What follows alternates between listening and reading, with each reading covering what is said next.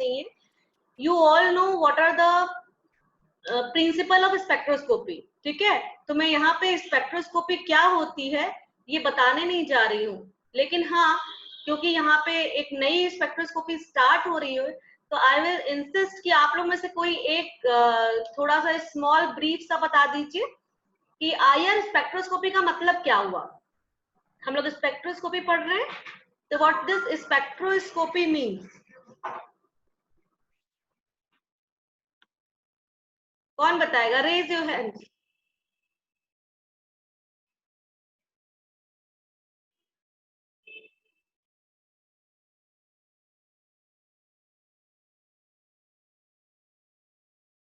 हाँ शामी बताओ बेटा। Spectroscopy deals with the structure. थोड़ा सा तेज बोलो बेटा, एक्चुअली आपकी आवाज थोड़ी सी धीमे आती है। Spectroscopy deals with the structure determination of unknown compound uh, uh, by passing the different frequencies of light waves. Different frequencies, ठीक है।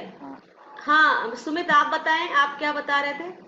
मैं सिर्फ प्रिंसिपल जानना चाह रही हूँ स्पेक्ट्रोस्कोपी का, कि जैसे हम बार बार हम लोग ने डिस्कस किया है कि स्पेक्ट्रोस्कोपी का बेसिक प्रिंसिपल क्या है, और यहाँ पे आईआर स्पेक्ट्रोस्कोपी का मतलब बोलो क्या हुआ?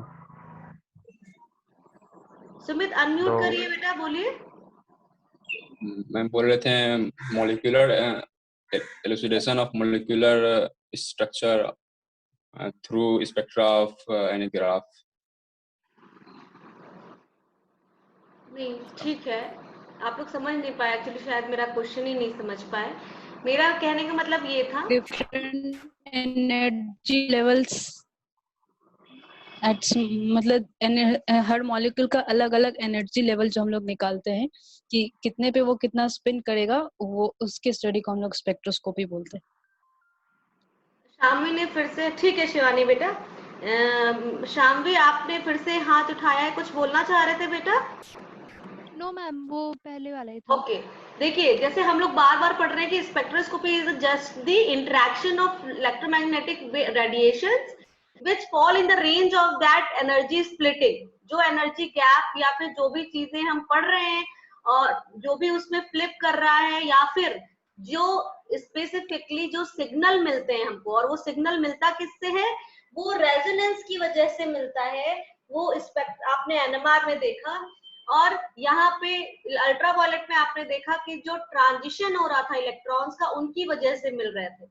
यहाँ पे भी जो इलेक्ट्रोमैग्नेटिक रेडिएशन है वो इंटरेक्ट करती है जब मॉलिक्यूल से, तो होता क्या है कि जो बॉन्ड्स हैं वो बॉन्ड स्पेसिफिकली जब आपके डायपोल मोमेंट चेंज करते हैं टाइम के साथ, तो वो मॉलिक्यूल आईआर रेडिएशन, जो इलेक्ट्रोमैग्नेटिक रेडिएशन आईआर रीजन की होती हैं, उनको वो एब्जॉर्ब करते हैं।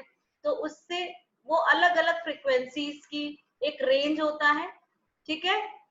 जनरली जो आईआर का वो है आपका एनर्जी गैप है, जो रेंज है वेवलेंथ का, वो 400 टू 800 नैनोमीटर होता है। और ये जो केमिकल पर्पस है, ये हमें इंटरेस्टेड इसलिए होते हैं हम इसके लिए, क्योंकि यहाँ पे वाइब्रेशनल स्पेक्ट्रोस्कोपी आप देखोगे कि जो बॉन्ड है वो इस रेंज में वाइब्रेट करते हैं। तो आपका जब लाइट पड़ती है तो जो बॉन्ड्स बंधे हुए हैं, सारे बॉन्ड नहीं, अभी हम देखेंगे कौन से बॉन्ड, लेकिन जो बॉन्ड्स हैं जिनके पास डायपोल मोमेंट है और वो टाइम के साथ चेंज करते हैं, वो पर्टिकुलर इंफ्रारेड स्पेक्ट्रा जो होता है इलेक्ट्रोमैग्नेटिक रेडिएशन का, वो एब्जॉर्ब करते हैं और अलग अलग सिग्नल देते हैं अलग अलग फंक्शनल ग्रुप के हिसाब से। जो फंक्शनल ग्रुप प्रेजेंट उसमें होता है उसी के हिसाब से वो अलग अलग, क्योंकि उनकी बॉन्ड लेंथ चेंज हो जाती है। अभी आप देखोगे आगे कि बॉन्ड लेंथ का क्या डिफरेंस होता है, जो ग्रुप्स प्रेजेंट है उसमें क्या फर्क पड़ता है। तो ओवरऑल मतलब कि जो इलेक्ट्रोमैग्नेटिक रेडिएशन पड़ रही है वो आईआर रीजन की पड़ती है, और ये आईआर रीजन के जब मैटर पे मतलब कंपाउंड पे आपके इंटरेक्ट करते हैं, तो आपका क्या करते हैं, बॉन्ड को वाइब्रेट कराते हैं। जैसे यूवी में इलेक्ट्रॉनिक ट्रांजिशन होता है, एनएमआर में आपने देखा कि जो मैग्नेटिक न्यूक्लियाई एक्टिव होती है वो आपकी फ्लिप करती है, उसी तरीके से आईआर में जब IR रेडिएशन पड़ती है तो जो आपके बॉन्ड्स हैं वो वाइब्रेट करते हैं, ठीक है। अब जितने भी जो भी फ्रिक्वेंसी है इलेक्ट्रोमैग्नेटिक रेडिएशन की, आपने देखिए कितनी पढ़ ली। आपने अल्ट्रावायलेट रीजन का पढ़ा, कुछ विजिबल रीजन का पढ़ा, उसके बाद उसके बगल में वाइब्रेशनल इंफ्रारेड दिया हुआ है, और उसके बाद में आपके इंफ्रारेड रेडिएशंस होते हैं। रेडियो फ्रिक्वेंसी उसके बाद में होती है, जो आपने NMR के लिए पढ़ी है, ठीक है। तो अब हम लोग जो इंफ्रारेड रेडिएशन है, जो कि ट्रांजिशन किसके लिए रेस्पॉन्सिबल होता है, वाइब्रेशन के लिए रेस्पॉन्सिबल होता है, उसको पढ़ेंगे हम लोग। जो मतलब नॉर्मल इक्वेशंस हैं छोटी छोटी, वो मैं जनरली डिस्कस नहीं करती हूँ, वो आप लोग अपने से पढ़ा करिए। जैसे क्वेश्चंस देख रहे थे जैम के, तो आपने देखा कि जैम के क्वेश्चंस में कुछ न्यूमेरिकल क्वेश्चंस थे जो कि डायरेक्टली फॉर्मूले पे बेस्ड थे, ठीक है। तो थ्योरी के साथ साथ क्वेश्चंस जो स्ट्रक्चर इलुसिडेशन का करेंगे, कुछ कुछ सीधे डायरेक्ट फॉर्मूले पे बेस्ड क्वेश्चंस भी हम सॉल्व करते रहेंगे साथ साथ में। अब इंफ्रारेड एब्जॉर्प्शन प्रोसेस होता क्यों? अलग अलग तरीके के जो एनर्जी एब्जॉर्प्शन हो रहे हैं, और अलग अलग एनर्जी स्टेट में लोअर एनर्जी से हायर एनर्जी स्टेट की तरफ एब्जॉर्प्शन हो रहा है। पर्टिकुलर रेडिएशन की लाइट जब उस पर पड़ रही है तो वो एब्जॉर्प्शन हो रहा है। मतलब कि वो जो प्रोसेस है ये क्वांटाइज्ड प्रोसेस है, मतलब एक स्पेसिफिक एक इंटीग्रल वैल्यू इससे जुड़ी हुई है। जो भी मॉलिक्यूल एब्जॉर्ब करता है सेलेक्टेड फ्रीक्वेंसी, क्योंकि ऑब्वियसली इंफ्रारेड रेडिएशन की भी एक रेंज होती है, तो जो सेलेक्टेड फ्रीक्वेंसी पर्टिकुलर उस मॉलिक्यूल को एब्जॉर्ब करती है, वो डिपेंडिंग अपॉन कि उसका स्ट्रक्चर क्या है। जो इंफ्रारेड रेडिएशन एब्जॉर्ब कर रहा है, वो इंफ्रारेड रेडिएशन आपका करेस्पॉन्ड करेगा कि क्या एनर्जी चेंज हो रहा है बॉन्ड की स्ट्रेचिंग में और बेंडिंग में। अभी हम क्या देखते थे, अभी हम देखते थे कि रेडियो फ्रिक्वेंसी पढ़ रही हैं, मैग्नेटिक वगैरह प्रेजेंट है, जिससे कि फ्लिपिंग हो रही है स्पिन की, प्रोटॉन न्यूक्लियाई की, या फिर कोई भी न्यूक्लियाई जो कि स्पिन एक्टिव हो। यहाँ हम पढ़ रहे हैं कि जो एब्जॉर्प्शन है इंफ्रारेड रेडिएशन का, वो करेस्पॉन्ड कर रहा है अगर एनर्जी चेंज जो कि हो रही है, और इसकी एनर्जी गैप जो होती है वो 8 to 40 किलो जूल पर मोल के हिसाब से होती है। जो रेडिएशन इस एनर्जी चेंज को करेस्पॉन्ड कर रही है, जैसा मैंने बताया, वो क्या कॉज कर रही है, वो वाइब्रेशन में कॉज कर रही है। वाइब्रेशन का मतलब है कि जो आपके बॉन्ड है, या तो वो स्ट्रेच करेंगे या तो वो बेंड करेंगे।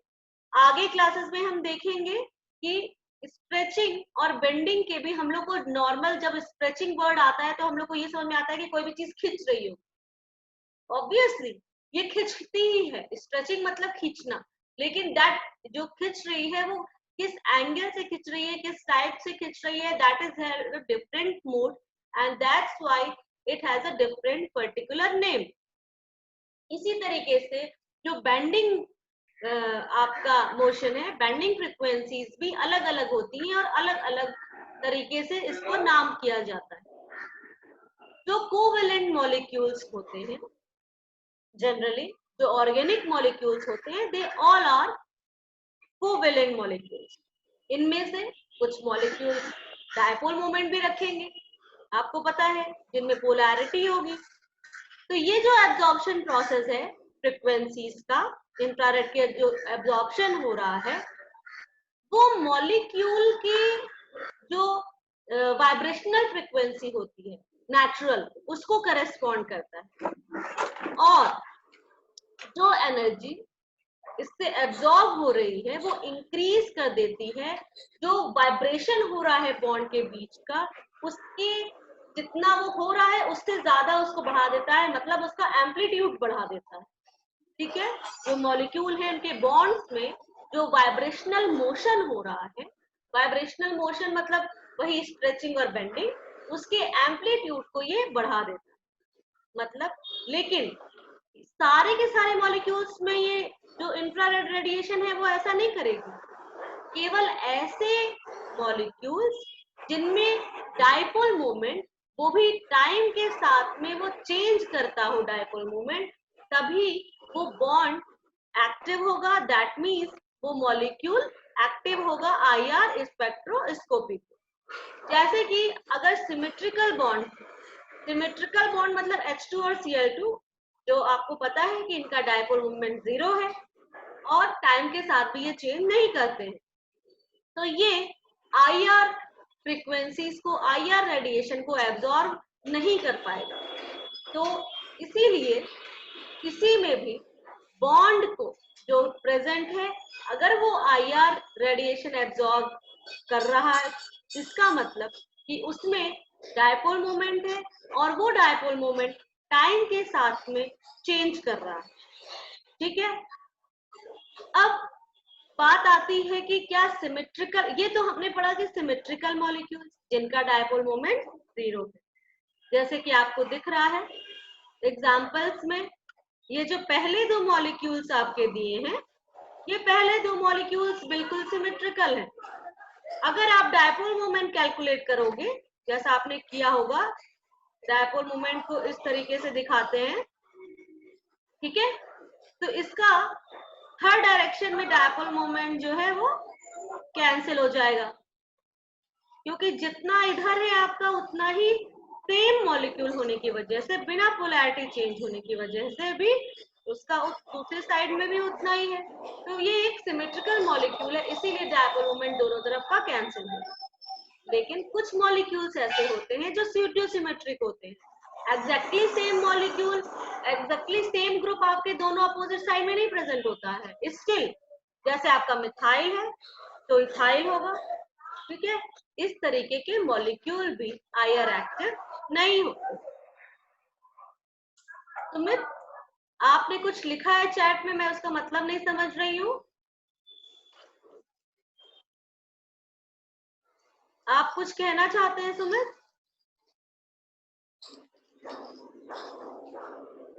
ठीक है, हम लोग हाँ बेटा बोलिए।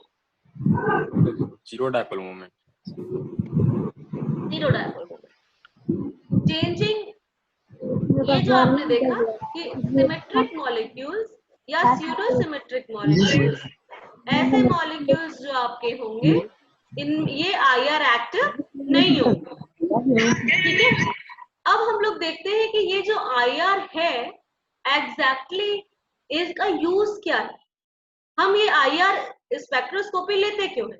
जैसे मैंने आपको एक और सोचा था, लेकिन वो मेरे स्किप कर गया दिमाग से बताने के लिए, मैंने शायद आपको बीच में कभी बोला भी था कि मैं आपको एनएमआर के बाद में थोड़ा सा एमआरआई भी बता दूंगी, क्योंकि एनएमआर का जो सबसे ज्यादा आजकल यूज हो रहा है, जो एक्टिवली यूज हो रहा है फार्मास्यूटिक्स में और क्लिनिकली जो यूज हो रहा है, वो एमआरआई है। ठीक है, तो उसके बारे में हम लोग थोड़ा सा एप्लीकेशन थोड़ा सा पढ़ेंगे किसी दिन। अब जो इंफ्रारेड स्पेक्ट्रम है वो 3 तरीके से यूज किया जा सकता है। पहला तो मान लीजिए दो मॉलिक्यूल है, वो आइडेंटिकल है कि अलग अलग है, ये हम डिफरेंशिएट कर सकते हैं। दूसरी चीज कि जो फंक्शनल ग्रुप प्रेजेंट है उनमें, वो फंक्शनल ग्रुप क्योंकि अलग अलग जगह पे एब्जॉर्ब करेंगे अलग अलग रीजन में, तो इसलिए हम ये भी बता सकते हैं कि उन मॉलिक्यूल का स्ट्रक्चर क्या है। जैसे कल ही आपने एक क्वेश्चन देखा था, इफ यू रिमेम्बर, कि उसमें एनएमआर के सिग्नल्स बताने थे, तो जो सिग्नल आ रहा था सब में 3 मॉलिक्यूल ऐसे थे जिसमें 2-2-2 आ रहा था, लेकिन जो आईआर बैंड आपका दिया था वो 1695 दे दिया। तो इसका मतलब कि आपने देखा कि जो 1695 है, ये 1695 आपका कीटोन का है, और साथ में जो दूसरा था वो आपका ईस्टर था। तो आपने आईआर की मदद से स्ट्रक्चर इलुसिडेट किया। तो आईआर का यूज हम स्ट्रक्चरल डिटर्मिनेशन के लिए भी करते हैं। ठीक है, अब आईआर की, क्योंकि ये बहुत ज्यादा टफ नहीं है, तो मैं बहुत जल्दी जल्दी आईआर खत्म करूंगी, और जिसको भी प्रॉब्लम होगी मैं क्वेश्चंस भी कराऊंगी, और जिसको भी प्रॉब्लम होगी वो बीच में मुझे इंटरप्ट करके बोल देंगे। वैसे तो मेरी पेस बहुत ज्यादा तेज नहीं है, लेकिन स्टिल अगर किसी को नहीं समझ में आया तो प्लीज दोबारा बोलिए। ये जो फ्रीक्वेंसी का रेंज दिया हुआ है, ये अलग अलग रीजंस दिए हुए हैं कि कितने तरीके के बॉन्ड्स प्रेजेंट हैं आपके ऑर्गेनिक मॉलिक्यूल में। तो उस ऑर्गेनिक मॉलिक्यूल में अलग अलग बॉन्ड प्रेजेंट होते हैं अलग अलग फंक्शनल ग्रुप की वजह से। क्योंकि आपको पता है कि नॉर्मल सिंपल जो ऑर्गेनिक कंपाउंड है वो आपके हाइड्रोकार्बन्स है। जब तक इसका फंक्शनल ग्रुप नहीं लगे होते हैं ये सिंपल होता है, ठीक है। बहुत ज्यादा पोलैरिटी डिफरेंस भी नहीं होती है कार्बन और हाइड्रोजन में। जब इसमें फंक्शनल ग्रुप लग जाते हैं, हेटेरो एटम्स लग जाते हैं, तब आपके जो बॉन्ड है वो डायपोल मोमेंट भी शो करेंगे, और due to the structure of the molecule आपके डायपोल मोमेंट चेंज हो सकते हैं, ठीक है। तो ये जो रेंज दिया है इसको हमें रिमेम्बर करना है। जैसा कि कल हम लोग ने देख लिया था कि जो कीटोन है और आपके जो ईस्टर्स, एसेस, ये सब है, इनकी वैल्यू थोड़ी ज्यादा आती है, कीटोन की वैल्यू कम आती है, ठीक है। तो हम जैसे जैसे क्वेश्चंस करेंगे धीमे धीमे हमको और भी इजी हो जाएगा। अब इसको देखते हैं कि अभी हमने बात की कि ये जो IR आता है वो किस लिए आता है, क्योंकि जो बॉन्ड्स हैं वो या तो स्ट्रेच होते हैं या तो बेंड होते हैं। तो हम देखते हैं कि मोड ऑफ स्ट्रेचिंग और बेंडिंग वाइब्रेशन है। स्ट्रेच होना जैसे मैंने बोला कि खींचना, हम किसी भी चीज को खींचते हैं, दैट इज स्ट्रेचिंग। बट इसमें भी बहुत तरीके की स्ट्रेचिंग हो सकती है। बेंडिंग मतलब उसको मोड़ना, वो मोड़ना भी बहुत तरीके का हो सकता है, ये हम आगे देखेंगे। हम इसको इजी करने के लिए विथ फिगर इसको देखेंगे कि what are the different modes of stretching of the molecules. तो जो स्ट्रेचिंग आपने पढ़ी, इस स्ट्रेचिंग में भी दो तरीके की स्ट्रेचिंग हो सकती है। एक है सिमेट्रिक स्ट्रेचिंग और दूसरा है एसिमेट्रिक स्ट्रेचिंग। तो सिमेट्रिक स्ट्रेचिंग क्या करते हैं, दोनों साइड में सेम स्ट्रेच होता है, खिंचाव होता है। जबकि एसिमेट्रिक स्ट्रेचिंग में मॉलिक्यूल में खिंचाव तो होता है, लेकिन एक बॉन्ड एक तरफ से जाते हैं, एक तरफ खींच रहे हैं, तो दूसरा मॉलिक्यूल उसके अपोजिट साइड में खींच रहा है। ये भी आपकी स्ट्रेचिंग ही है, क्योंकि मॉलिक्यूल स्ट्रेच हो रहा है। तो इसलिए ये जो आपकी स्ट्रेचिंग है ये आपकी सिमेट्रिकल स्ट्रेचिंग हो सकती है और एसिमेट्रिक स्ट्रेचिंग हो सकती है। और जो वाइब्रेशंस बेंडिंग होते हैं, ये बेंडिंग वाइब्रेशंस मतलब जिनको कहते हैं मोड़ना, ये मोड़ना भी अलग अलग तरीके से हो सकता है। क्या क्या, सीजरिंग हो सकता है। सीजरिंग मतलब जैसे कैची, कैची को आप क्या करते हैं, दो कैची आपस में पास पास आती है, that's why this specifically mode of vibration is scissoring, because like scissor it's moving like this, okay। अब है waging.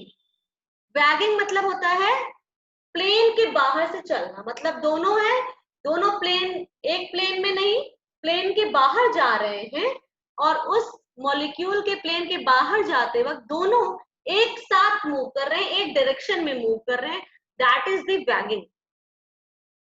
But rocking is the like scissoring in the plane but in the same direction. While in scissoring they are moving in the plane but in the same direction, sorry, in the opposite direction. But in the rocking they are moving in the plane but एक ही direction में। इसके बाद twisting, जैसा कि नाम आपसे समझ में आ रहा होगा, ट्विस्ट कर देना। ट्विस्ट कर देना कि मतलब जैसे आप ट्विस्ट कर दो किसी चीज को, तो ट्विस्टिंग मतलब कि एक बॉन्ड आपका इस साइड जा रहा है, एक बॉन्ड आपका इस साइड जा रहा है, ठीक है।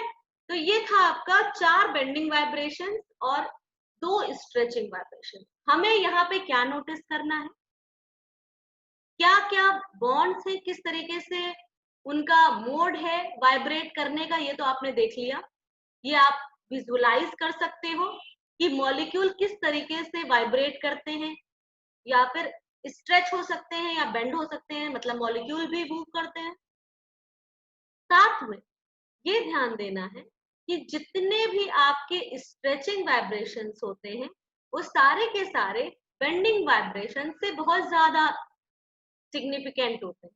वैल्यूज देखिए, सेम मॉलिक्यूल का एग्जांपल लिया है आपका, सेम मॉलिक्यूल है, अगर हम माने कि ये मॉलिक्यूल आपका प्रोपेन है, ठीक है, तो ये प्रोपेन का एग्जांपल हम ले सकते हैं क्योंकि ये प्रोपेन जैसा दिख रहा है। हो सकता है कोई दूसरा सब्स्टिट्यूएंट भी लगा हो, लेकिन मान लीजिए हम प्रोपेन मान रहे हैं इसको। तो ये सारे के सारे मॉलिक्यूल सिमिलर हैं, लेकिन अगर इसमें स्ट्रेचिंग देखिए, मोड ऑफ स्ट्रेचिंग देखिए, तो मोड ऑफ स्ट्रेचिंग में जब सिमेट्रिक स्ट्रेचिंग है तो वैल्यू है 2853, वाइल जब ये एसिमेट्रिक है तो ये है 2926। मतलब जब सिमेट्रिक स्ट्रेच होगा तो आपकी वैल्यू जो आएगी आईआर रेडिएशन की फ्रीक्वेंसी की वो कम आएगी in comparison to asymmetric stretch. उसी तरीके से जो बेंडिंग अलग अलग 4 तरीके के वाइब्रेशंस हैं, बेंडिंग वाइब्रेशंस, उसमें जो वैल्यूज हैं सीजरिंग, वैगिंग, रॉकिंग और ट्विस्टिंग की, ये चारों ही वैल्यू आपके दोनों सिमेट्रिक और एसिमेट्रिक स्ट्रेच से कम आती है। ओवरऑल कंक्लूडिंग मीन्स कि आपके जो बेंडिंग वाइब्रेशंस होते हैं उनकी वैल्यू कम होती है in comparison to stretching vibration. और साथ में आपको ये ध्यान रखना है कि एसिमेट्रिक स्ट्रेच ज्यादा वैल्यू रखता है in comparison to symmetric stretch. ये कभी कभी आपके डायरेक्ट ऑप्शनल कॉम्पिटिटिव एग्जाम्स में पूछ लिया जाता है। क्रॉन 1 में पहुंचने वाला थे, खाली आपका डायरेक्टली ये कॉम्पिटिटिव एग्जाम्स में पूछ लिया जाता है कि स्ट्रेचिंग और एसिमेट्रिक स्ट्रेचिंग में कौन ज्यादा वैल्यू रखता है, या फिर ये भी पूछा जा सकता है कि बेंडिंग और स्ट्रेचिंग में किसकी वैल्यू ज्यादा होती है। ठीक है,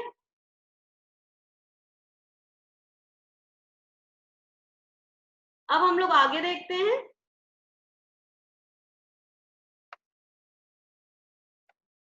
अब ये अलग अलग तरीके से, जैसे जो मैंने बात कही उसी को ये एग्जाम्पलीफाई कर रहे हैं। क्या बात कही कि सिमेट्रिक स्ट्रेच कम होता है in comparison to asymmetric stretch, उसी का इन्होंने एग्जाम्पल दिखा दिया है अलग अलग आपके ग्रुप्स लेके। लाइक मिथाइल ग्रुप लिया तो उसमें 2872 आया सिमेट्रिक स्ट्रेच, जबकि एसिमेट्रिक स्ट्रेच आया 2962। एनहाइड्राइड, अमाइनो, नाइट्रो, आप किसी में भी देखिए हमेशा एसिमेट्रिक स्ट्रेच भले ही थोड़ा सा ज्यादा हो लेकिन ज्यादा होता है। ठीक है, अब आप जब आगे बढ़ते हैं तो एक चीज ध्यान देते हैं कि ये जो वाइब्रेशंस हम डिस्कस कर रहे हैं ये जनरली फंडामेंटल एब्जॉर्प्शन होता है। What is the meaning of fundamental vibration? कि जो प्राइमरी वाइब्रेशंस जो आपकी आती हैं जब आपको दिख रहा है वैल्यू किसी पर्टिकुलर फ्रिक्वेंसी की दिख रहा है, कोई पर्टिकुलर आईआर रेडिएशन एब्जॉर्ब हो रहा है, तो जो फंडामेंटली एब्जॉर्ब हो रहा है वो फंडामेंटल फ्रिक्वेंसी। लेकिन ऐसा नहीं कि सिर्फ एक यही आपके वाइब्रेशंस या यही एक लाइट आपकी एब्जॉर्ब हो रही है पर्टिकुलर इस फ्रिक्वेंसी। इसके साथ साथ में बहुत से एक्साइटेशन ऐसे भी होते हैं जो ग्राउंड स्टेट से लोअर एनर्जी एक्साइटेड स्टेट पे होते हैं, और ये जो स्पेक्ट्रम इनसे मिलता है क्योंकि उन फंडामेंटल एब्जॉर्प्शन से ये वीक हो सकते हैं या फिर कम होते हैं, इसलिए इनको कहा जाता है कि ये क्या है, ये ओवरटोन्स है। ठीक है, ओवरटोन्स मतलब क्या होता है? ये ओवरटोन्स रिजल्ट होते हैं एक्साइटेशन के जो कि ग्राउंड स्टेट से हायर एनर्जी स्टेट में करेस्पॉन्ड करता है, और इनकी वैल्यू इंटीग्रल मल्टीपल होती है फ्रीक्वेंसीज के फंडामेंटल एब्जॉर्प्शन के। जितनी फंडामेंटल, मान लीजिए आपकी 370 पे हो रहा है एब्जॉर्प्शन, तो उसका डबल, ट्रिपल। ठीक है, तो फंडामेंटल एब्जॉर्प्शन अगर न्यू है तो आपका ओवरटोन्स 2 न्यू 3 न्यू ऐसे हो सकते हैं। मतलब आपका जो ओवरऑल स्पेक्ट्रम होता है आपके फंडामेंटल एब्जॉर्प्शन से बना होता है, ओवरटोन से बना हुआ होता है, कॉम्बिनेशन और डिफरेंस बैंड से बना होता है। ओवरटोन्स तो हम लोग ने देख लिया कि ये आता है, क्यों आता है, क्योंकि एक्साइटेशन होता है ग्राउंड स्टेट से हायर एनर्जी स्टेट पे, जो कि इंटीग्रल मल्टीपल्स होते हैं। अगर फंडामेंटल न्यू है तो अगर 2 न्यू 3 न्यू ऐसे हो रहा है वाइब्रेशन आपका एब्जॉर्प्शन, तो एक्साइटेशन तो वो आपके ओवरटोन्स होते हैं। साथ में ये जो फिजिकल वाइब्रेशन जनरेट कर रहे हैं, मतलब ये जो ओवरटोन्स है इनको कौन जनरेट करता है, कोई भी जो फिजिकल वाइब्रेशन होता है वो ओवरटोन्स को जनरेट करता है। अगर जैसे आप स्ट्रिंग को ऐसे प्लग करिए, ठीक है, तो कोई भी ऐसे रस्सी ऐसे बंधी हुई है उसको ऐसे आप खींचिए, तो क्या होगा आपका, वो वाइब्रेट करेगा, वो किसी पर्टिकुलर फ्रीक्वेंसी से वाइब्रेट करेगा, वो आपके फंडामेंटल फ्रीक्वेंसी हो गई, ठीक है। अब वो लेस इंटेंस वाइब्रेशंस भी उसके साथ साथ में होंगे जो कि ओवरटोन फ्रीक्वेंसीज कहे जाएंगे, ठीक है। अब मान लीजिए 500 से इसको एग्जांपल करके कह दिया है कि अगर 500 सेंटीमीटर इनवर्स उसका फंडामेंटल है तो आपका 1000 सेंटीमीटर इनवर्स ओवरटोन होगा, ओके। अब ये अभी ओवरटोन से फंडामेंटल आपने अभी देखा कि जो आपका स्पेक्ट्रम होता है आईआर स्पेक्ट्रम, वो फंडामेंटल ऑब्जॉर्प्शन के अलावा overtone, combination band, difference band से मिलके बना होता है। तो आपने ओवरटोन तो देख लिया कि क्या होता है, कॉम्बिनेशन बैंड और डिफरेंस बैंड क्या होते हैं। जो कॉम्बिनेशन बैंड का मतलब नाम से ही पता चल रहा है कि जो वाइब्रेशनल फ्रीक्वेंसीज, दो वाइब्रेशनल फ्रीक्वेंसीज है वो आपस में कपल कर जाती हैं और एक नई फ्रीक्वेंसी आप मिलती है हमको, वो कि जो कि इंफ्रारेड एक्टिव होती है, और उसको हम कॉम्बिनेशन बैंड कहते हैं क्योंकि वो दो फ्रीक्वेंसीज से मिल करके बना है। सारे के सारे कॉम्बिनेशन पॉसिबल नहीं है कि वो आईआर रीजन में एब्जॉर्ब हो या फिर इंफ्रारेड एक्टिव हो। आपको पता है अभी अभी आपने पढ़ा कि आईआर एक्टिव होने के लिए मॉलिक्यूल में dipole moment as a function of time change करना चाहिए। तो इसीलिए अगर दो बैंड कंबाइन कर रहे हैं और कंबाइन होने के बाद में जो आपका कॉम्बिनेशन आ रहा है उसको इंफ्रारेड एक्टिव होना मस्ट है, तभी आपका वो जो बैंड होगा वो कॉम्बिनेशन बैंड आईआर एक्टिव होगा। फिर आपका है कि डिफरेंस बैंड्स क्या होते हैं। डिफरेंट बैंड्स आपके कॉम्बिनेशन बैंड की ही तरह पे दो फ्रीक्वेंसीज को के मर्ज करने पे बनते हैं, बस अंतर क्या है कि वो कॉम्बिनेशन होता है और ये डिफरेंस होता है। मतलब जो इसकी ऑब्जर्व फ्रीक्वेंसी आती है डिफरेंस बैंड्स की, वो रिजल्टेंट जो आती है वो दोनों के इंटरेक्टिंग बैंड्स के डिफरेंस से आती है।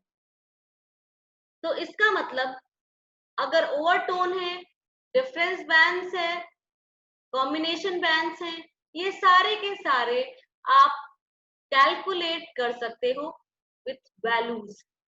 जो फंडामेंटल वाइब्रेशंस होती है वो कपल कर जाती है, कभी कभी ओवरटोन से, या तो कॉम्बिनेशन बैंड से, या फिर कपल्ड वाइब्रेशंस हो सकता है। और जब फंडामेंटल वाइब्रेशन कपल कर जाए या तो ओवरटोन या कॉम्बिनेशन बैंड से, तो इसको कहा जाता है फर्मी रेजोनेंस। तो ऐसे केवल कॉम्बिनेशंस जो कि अलाउड हैं। फर्मी रेजोनेंस हमेशा मतलब अधिकतर ऑब्जर्व किया जाता है कार्बोनिल कंपाउंड्स में। मतलब उसमें क्या होता है कि जो इंटरेक्टिंग बैंड्स हैं आपके, उसमें कंबाइन कर जाते हैं आपके फंडामेंटल वाइब्रेशंस ओवरटोन्स के साथ में और कॉम्बिनेशन बैंड के साथ। जो रोटेशनल, आपको पता है कि जो रोटेशनल फ्रीक्वेंसी होती है वो वाइब्रेशनल किसे नीचे लेवल्स पे आती है, उनके बीच में आती है। तो जो रोटेशनल फ्रीक्वेंसीज होती है वो आईआर एक्टिव नहीं होते, ठीक है, लेकिन वो स्ट्रेचिंग और बेंडिंग वाइब्रेशन से कभी कभी कपल कर जाती है, तो वो एडिशनल फाइन स्ट्रक्चर देती है, ठीक है, और स्पेक्ट्रम को कॉम्प्लिकेट कर सकती है। इसीलिए ये जो रीजन है कि आपका बैंड है वो ब्रॉड आता है, शार्प की बजाय जो इंफ्रारेड स्पेक्ट्रम है वो ब्रॉड आता है। और इसी का आपने यही रीजन पढ़ा था अल्ट्रावायलेट के केस में भी, कि जो अल्ट्रावायलेट का केस होता है वो बहुत ज्यादा ब्रॉड आता है, आईआर से भी ज्यादा, ऐसा इसलिए होता है क्योंकि आपके इलेक्ट्रॉनिक ट्रांजिशंस जो होते हैं वो उनके बीच में रोटेशनल और वाइब्रेशनल ट्रांजिशंस चलते रहते हैं, जबकि आपके वाइब्रेशनल जो होता है वो केवल रोटेशनल रखता है, तो इसलिए वो भी ब्रॉड होता है लेकिन इन कंपैरिजन टू यूवी कम ब्रॉड होता है। यहां तक सबको समझ में आया है? किसी को कुछ पूछना है? यहां तक किसी को भी कुछ पूछना है बेटा? No ma'am. ठीक है, तो हम आगे देखते हैं कि अब ये बॉन्ड प्रॉपर्टी। हाँ शिवम बोलो बेटा।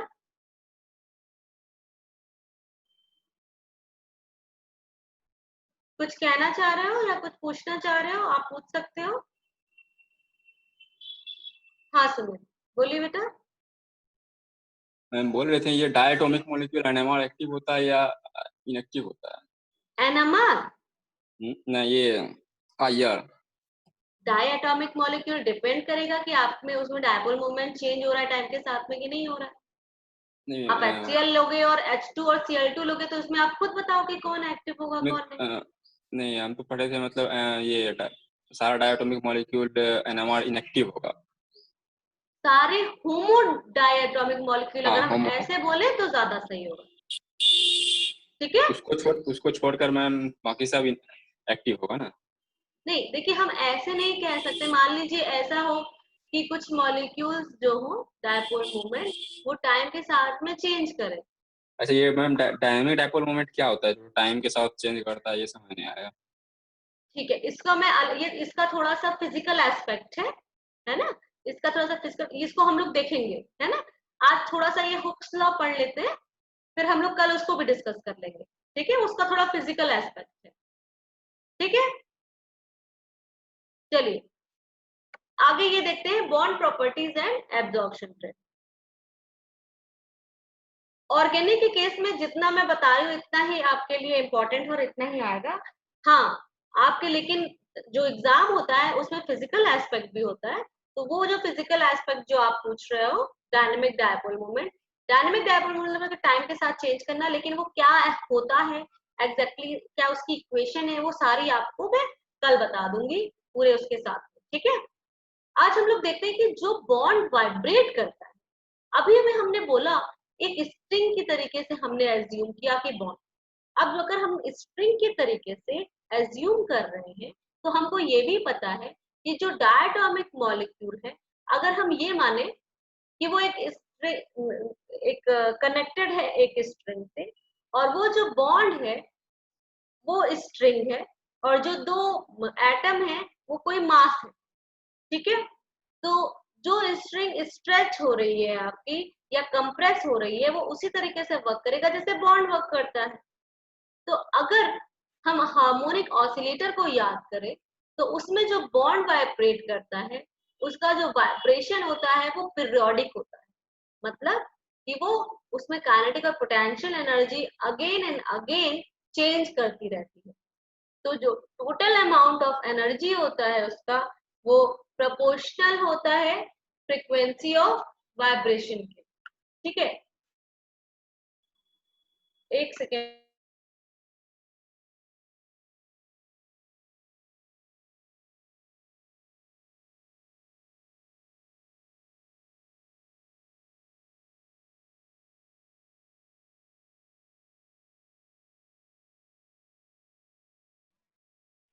तो मैं बोल रही थी कि आपने पढ़ा होगा कि अगर जो हार्मोनिक ऑसिलेटर है, ये हार्मोनिक ऑसिलेटर में काइनेटिक और पोटेंशियल एनर्जी चेंज करती रहती है बैक अगेन ऐसे टू एंड फ्रो।